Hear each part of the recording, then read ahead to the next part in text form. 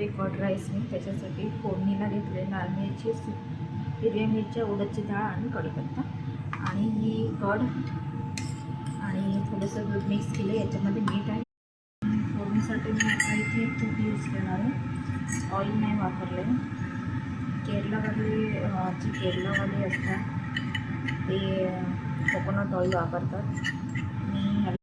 मी बनवलं आहे लौकीचा रायता. ठीक आहे, लौकी मीन्स आपली दुधीचा रायता आणि कर्ड राईस सांगितलेला. दीदीचा जास्त जेवण नव्हतं, हा संध्याकाळचं असेल. चला आता चालली मी खरी.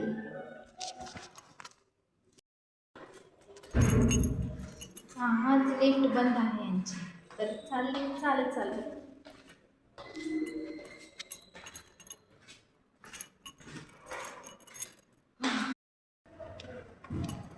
फायनली उतरले.